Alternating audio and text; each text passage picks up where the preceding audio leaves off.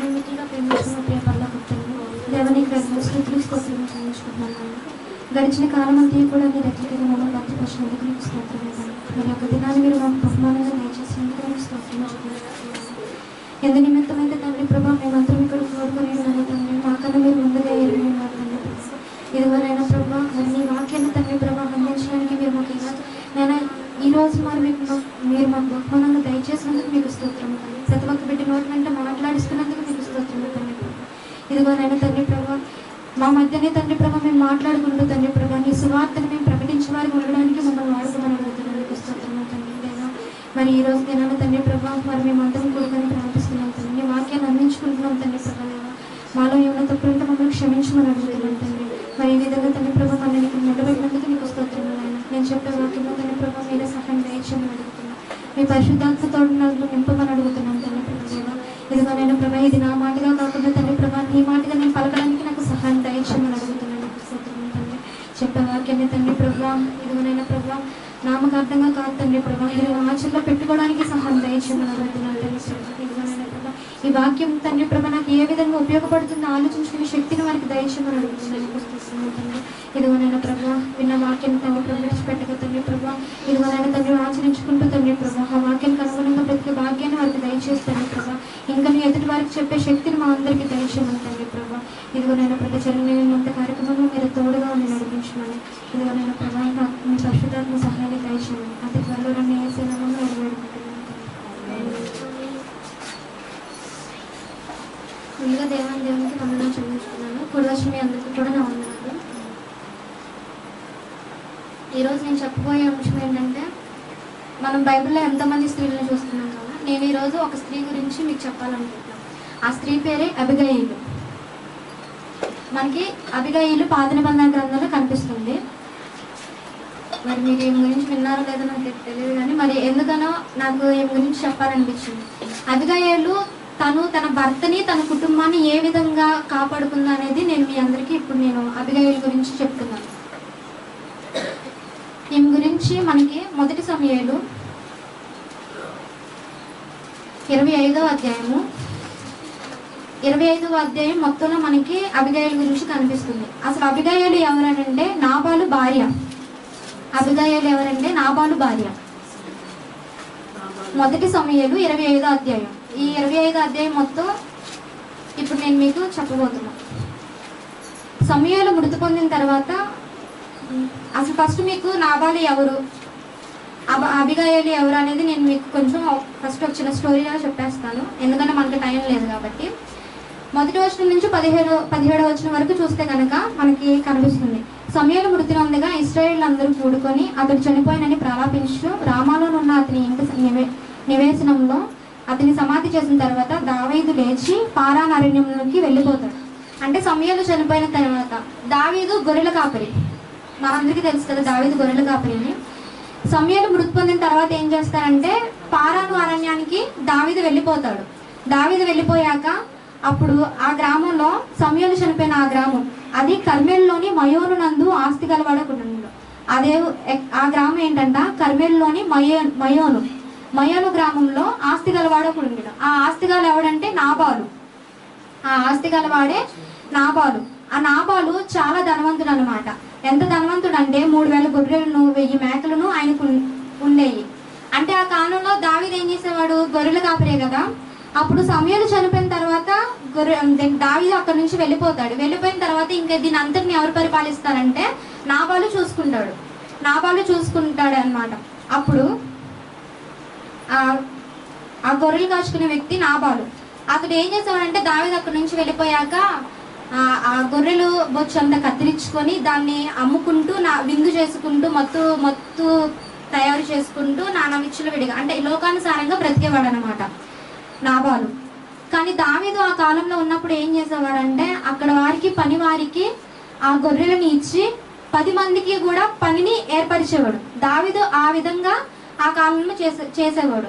అది నాబాలుకు అప్పచెప్పి దావీదు అక్కడి నుంచి వెళ్ళిపోతాడు. వెళ్ళిపోయిన తర్వాత నాబాలు ఏం చేస్తాడు, ఆ కాలంలో ఆ గొర్రె బొచ్చు కత్తిరించిన తర్వాత అది ఎక్కువగా మనకి ధనం అనేది వస్తుందంట. ఆ కాలంలో ఎక్కువ అది ధనం ఆ గొర్రె బొచ్చు. అప్పుడు దాన్ని ఏం చేస్తాడంటే వచ్చిన ధనం మొత్తంతో ఇంకా విందు చేసుకుంటూ విచ్చలవిడిగా నాబాలు ఉండేవాడు. నాబాలు పేరుకు అర్థం ఏంటంటే మొరటోడు, మొరటోడు, దుర్మార్గుడు అనమాట. అయితే ఈ సంగతి దావీదుకు తెలిసిద్ది.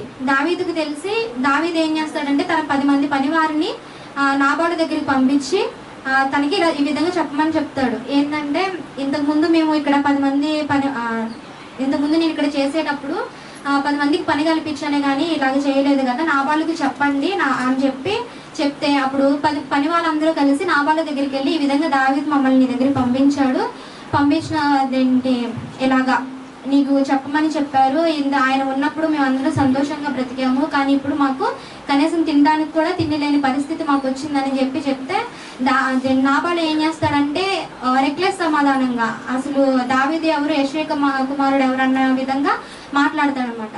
దానికి దావీదుకు కోపం వచ్చి నాబాలు మీద కోపం వస్తుంది దావీదుకి. దావీదు అప్పటికి రాజు అవ్వకపోయినా కూడా నాబాలుకి కోపం. ఎందుకంటే ఇప్పుడు ఎవరైనా సరే నీతిగా న్యాయంగా ఎవరైనా ఉన్నారు అని అంటే ఎదుటి వారికి బాధ కలిగిస్తున్నారంటే ఎవరికైనా సరే బాధ అనేది వస్తుంది ఖచ్చితంగా. అదేవిధంగా అన్ని సంవత్సరంలో కూడా మరి దావీదు అంత పరిపాలన చేసినప్పుడు నాబాలు ఈ విధంగా మరి ఆ దేశాన్ని అంతటి నాశనం చేస్తే ఎవరైనా ఊరుకుంటారా? మనమైనా ఊరుకుంటామా?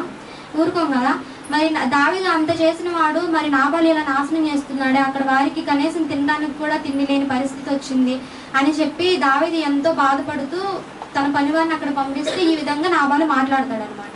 మాట్లాడినప్పుడు ఇంకా దావీదు దగ్గరికి వెళ్ళి పని వాళ్ళు ఇలా చెప్తారు, అసలు దావీదు ఎవరు, యెష్షయి కుమారుడు ఎవడు అన్న విధంగా మాట్లాడారని చెప్తే అప్పుడు దావీదు ఇంకా వెంటనే నాబాలుని తన కుటుంబంలో ఉన్న కుమారుల్ని చంపేయాలని చెప్పి నిర్ణయించుకొని దావీదు బయలుదేరి వస్తాడు. దావీదు బయలుదేరి వచ్చినప్పుడు నాబాలు దగ్గర పనిచేసే వ్యక్తి ఏం చేస్తాడంటే అబిగయీలు, నాబాలు భార్య అయిన అబిగయీలు దగ్గరికి వచ్చి, అమ్మ మన యజమానుడు మూర్ఖుడు, దుర్మార్గుడు, అది ఎటువంటి వాడో మనకి తెలుసు, దావీదు ఇలాగ వారి పనివారిని ఇలా పంపిస్తే ఈ విధంగా నీచంగా మాట్లాడాడు, ఆయన మన యజమానును మన కుమారుని చంపాలని చెప్పి వారు బయలుదేరి వచ్చారు. మరి నీ యొక్క ఆలోచనతో నీవు ఏ విధంగా అయితే మరి ఆయన్ని మార్చుకుంటావో లేకపోతే ఆ దావీదుని నీవు ఏ విధంగా బ్రతిమాలుకుంటావో అంతా నీ చేతుల్లో ఉందని చెప్పి ఒక పనివాడు వచ్చి తన యజమానురాలికి చెప్తారు. ఆ యజమానురాలు ఎవరంటే అబిగయీలు. ఇదంతా కూడా మనకి 17వ వచనం వరకు కనిపిస్తుంది. మొదటి వచనం నుంచి 17వ వచనం వరకు మనకి ఆ స్టోరీ మొత్తం కనిపిస్తుంది. ఇప్పుడు అబిగయీలు అయినటువంటి ఈ స్త్రీ తన భర్తని తన కుటుంబాన్ని ఏ విధంగా కాపాడుకుందో మనం ఒకసారి చూస్తాం. 18వ వచనం నుంచి మనకి 44వ వచనం వరకు 38వ వచనం వరకు కూడా ఆ యొక్క స్త్రీ గురించి మనకి కనిపిస్తుంది. ఈ స్త్రీ ఏ విధంగా ఉంటుందంటే చురుకైన స్త్రీగా మనకి కనిపిస్తుంది. తను తాను తగ్గించుకుంటుంది. మీకు ఇవన్నిటిని కూడా నేను ఒక పాయింట్స్ రూపంగా చెప్తాను. తన భర్త లోపాలను కూడా తన మీద మోపుకుంటుంది, క్షమాపణ కోరుకుంటుంది, ఎదుటివారిని ఆశీర్వదిస్తుంది. అన్ని గుణాలు కలిగినటువంటి స్త్రీ ఈ స్త్రీ. ఫస్ట్గా మనం చూస్తే ఆమె ఒక చురుకైన స్త్రీగా మనం ఫస్ట్ చూద్దాం. 18వ వచనం ఒకసారి చూద్దాం. అందుకు అబిగయీలు నాబాలుతో ఏమీ చెప్పక త్వరపడి 200 రొట్టెలను 2 ద్రాక్షారసపు తిత్తులను వండిన 5 గొర్రెల మాంసమును 5 మానికల వేచిన ధాన్యమును 100 ద్రాక్ష గెలలను 200 అంజూరపు అడలను గార్ద భూముల మీద వేయించి మీరు నాకంటే ముందుగా పోవుడి, నేను మీ వెనుక నుండి వచ్చేదనని తన పనివారికి ఆజ్ఞమిచ్చి చూడండి. ఇక్కడ అబిగయీలు ఏం చేస్తుందంటే దావీదు వేరే దేశం నుంచి వస్తున్నాడని ఆయనకి ముందుగానే తినడానికి ఏర్పాటు చేస్తుంది. త్వరపడి సరైన సమయంలో, అంటే ఆయన ఆకలి కోసం వేచి ఉండకుండా సరైన సమయంలోనే ఆ స్త్రీ ఏం చేస్తుంది, ఇక్కడ సరైన సమయంలోనే సరైన పని చేసింది. ఎందుకంటే దావీదు ఆహారం కోసం ఎదురు చూడకుండా ఉండడానికి ముందుగానే ఆమె తినడానికి సిద్ధపాటు కలిగజేసింది. త్వరపడి చేసింది. ఏ విధంగా చేసింది? త్వరపడి చేసింది. మనం సన్నిధికి రావడం కోసమైనా సరే, లేదంటే సన్నిధిలో ఏదైనా పని చేయడం, మనం ఆ విధంగా ఉంటున్నామా? త్వరపడి చేయడం, చురుకుగా కానీ త్వరపడి కానీ మనం అసలు మనమే ఆలోచించుకోవాలి. సన్నిధికి రావడం విషయమే కానీ అది ముందు వస్తున్నావా? ఒక్క నిమిషం లేట్ అయినందుకే తిట్టిద్ది నన్ను అక్క. సన్నిధికి వచ్చే విషయంలో కానీ అదేంటి మనం సన్నిధిలో చేసే పనుల విషయంలో. అదే ఒకవేళ మన సినిమాకి వెళ్ళాలన్నా అంత దాకా అవసరం లేదు. ఇప్పుడు రేపు పొద్దున్న డ్యూటీకి వెళ్ళాలంటే 8:30 కంటే 8:20 కల్లా మనం అక్కడే ఉంటాం. 8:20 కల్లా ఖచ్చితంగా మనం వెళ్ళిపోవాల్సిందే. మరి ఆ లోకం విషయంలో అంత కరెక్ట్గా మనం పని చేసేటప్పుడు దేవుని విషయంలో మనం ఎందుకు అంత కరెక్ట్గా పని చేయలేకపోతున్నాం? కానీ ఇక్కడ ఆ స్త్రీ ఏం చేస్తుందో చూసారా? చురుకుగా త్వరపడి ఆ దావీదుకు తినడానికి ఆహారాన్ని సిద్ధపాటు కలుగజేసింది. మరి ఆ విధంగా మనం త్వరపడి చేసే వారిగా ఉంటున్నామా? ఆ స్త్రీ మనకి బైబిల్ మొత్తం ఎక్కడ చూసినా కూడా అబిగయీలు గురించి మనం ఎక్కడ చూసినా కానీ సోమరితనంగా కానీ ఎక్కడ బద్ధకంగా అసలు ఎంత కూడా మనకి కనిపించేది కాదు, కనిపించదు కూడా. కానీ మనం కొంచెం బాగాలేదన్నా కూడా పడుకుంటూ పోతాం, లేగలేము, ఈరోజు రాలేము, లేదంటే ఈరోజు డ్యూటీకి వెళ్ళామంటే రేపు పొద్దున్నే సెలవు పెట్టుకోవాల్సిందే. అలాంటి పరిస్థితి మనది. రెండవదిగా చూస్తే అబిగయీలు తను తాను తగ్గించుకుంటుంది. అదే సమయంలో 25వ అధ్యాయము 23వ వచనం చూడండి. అబిగయీలు దావీదును కనుగొని గార్ధభూమి నుండి త్వరగా దిగి దావీదునకు సాష్టాంగ నమస్కారం చేసి అతని పాదములు పట్టుకొని ఇట్లనెను, నా ఏలినవాడా, ఈ దోషము నాదని ఎంచుము, నీ దాసురాలనైన నన్ను మాట్లాడనిమ్ము, నీ దాసురాలనైన నేను చెప్పు మాటలను ఆలకించు. చూడండి, అప్పటికి దావీదు రాజు అవ్వలేదు. రాజు అవ్వనప్పటికీ కూడా ఆమె ఏం చేసింది? తన భర్తని తన కుటుంబాన్ని కాపాడుకోవడం కోసం గార్ధభూమి మీద నుంచి దిగి. ఇప్పుడు మనం ఏదైనా తప్పు చేసామంటే గనక సారీ చెప్పడానికి కూడా మనం ఇష్టపడం. ఆ పిల్ల ఉంది చిన్ను, కనీసం తప్పు చేసినా కూడా పక్కన పొరపాటును కూడా సారీ చెప్పదు. అసలు ఇప్పటికీ అది ఎన్నిసార్లు అడిగినా కూడా సారీ చెప్పదు. అదే మనం అసలు చిన్నపిల్లలకి అలా ఉన్నప్పుడు పెద్దవాళ్ళు మనం చెప్పగలుగుతాం. అసలు పొరపాటును కూడా మన నోటి నుంచి రాదు. కానీ ఆమె పాదాలు పట్టుకుని సాష్టాంగ నమస్కారం చేసింది. అది మనం అయితే ఎవరైనా చేస్తామా?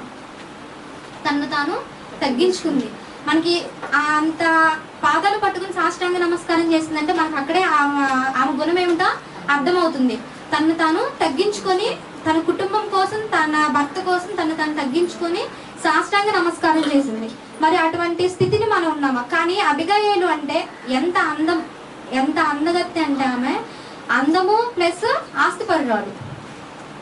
మనకు ఆస్తి ఉందంటే గర్వం ఎక్కువ. ఎంత గర్వం అంటే అసలు వాళ్ళని నేను ఎందుకు చూడాలి, అసలు నేను ఎందుకు పట్టించుకోవాలి, ఒక 100 రూపాయలు వాడేస్తే మన దగ్గరికి వస్తారు అన్న గర్వం మనకి. కానీ ఆమె ఏం చేసింది? తన భర్తని తను దక్కించుకోలేదా అంత డబ్బు ఉన్నప్పుడు? మరి తను ఎందుకు అంత తగ్గించుకోవాలి?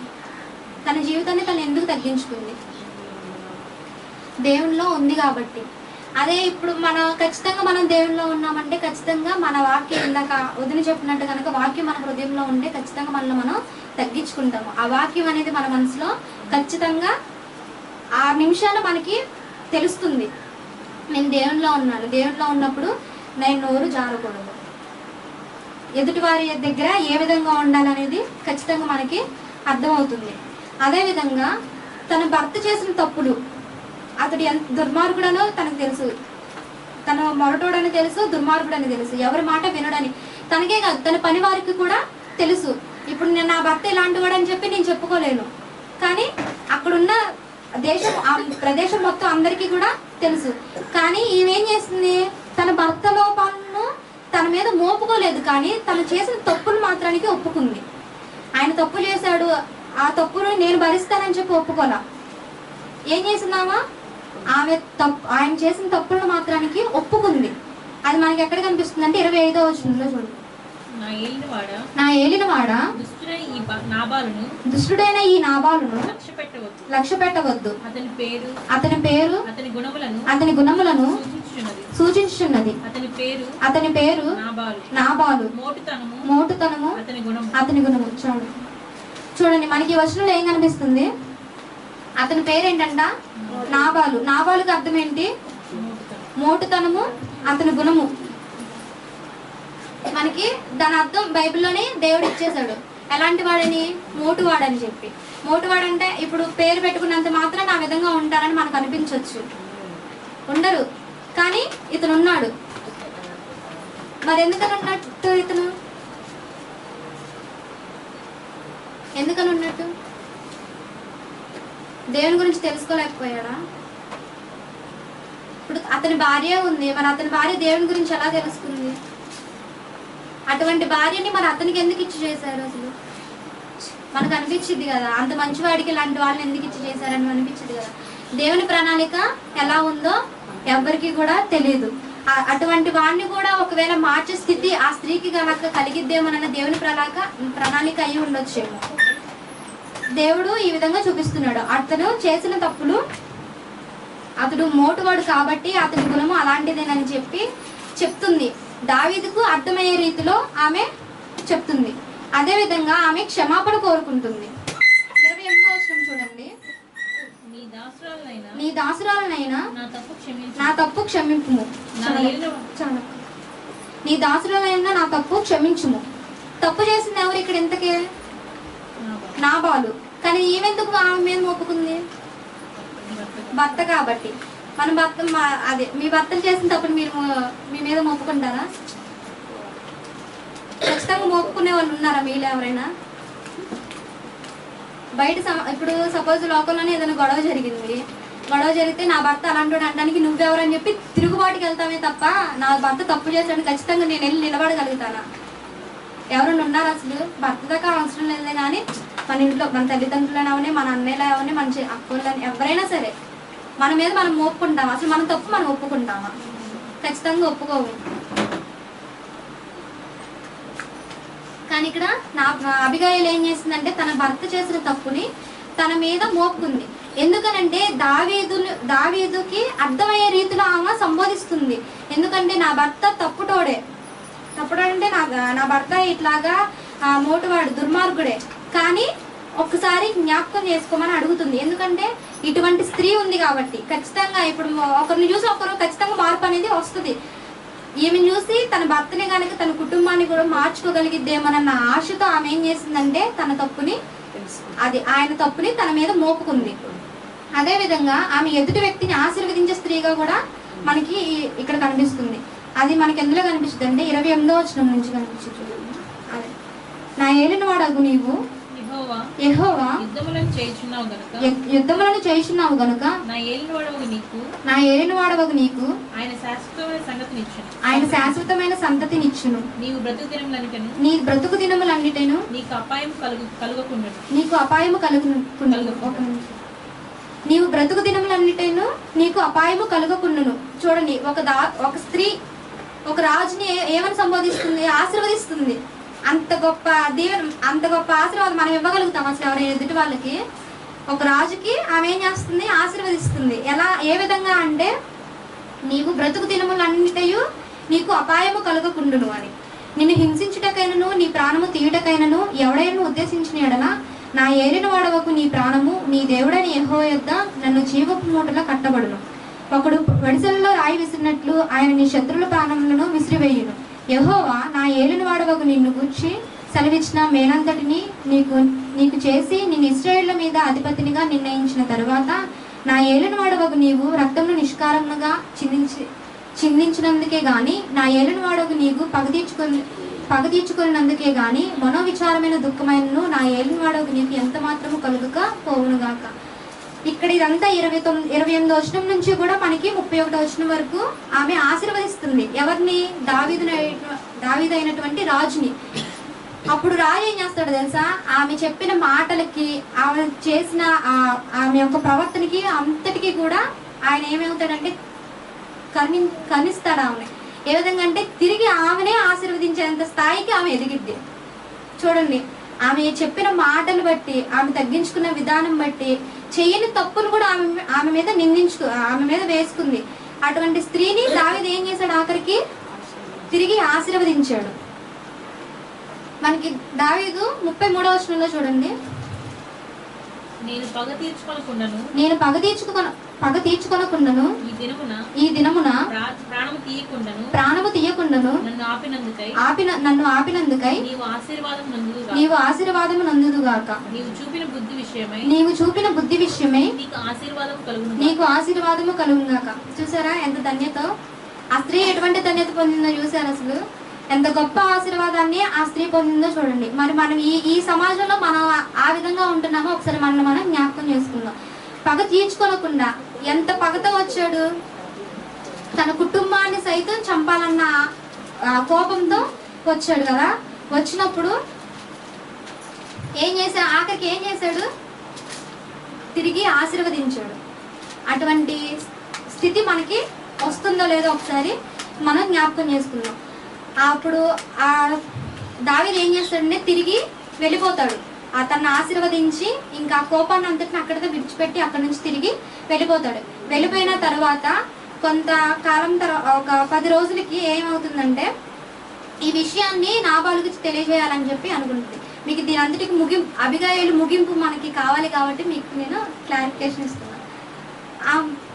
నాబాలుకి చెప్పాలని అనుకుంటుంది. కానీ అప్పటికి నాబాలు ఏం చేస్తాడంటే ఇంకా వచ్చిన ఆ డబ్బు అంతటిని కూడా విందు చేసుకొని ఆ మత్తు పదార్థాలు తింటూ అదంతా ఆ యొక్క లోకంలో బ్రతుకుతూ ఉంటాడు. ఒకనొక దినాన జరిగిన విషయాన్ని మొత్తాన్ని అబిగయీలు నాబాలుకి తెలియజేసింది. తెలియజేసిన తర్వాత 10 రోజులకి క్షీణించిపోయి నాబాలు చనిపోతాడు.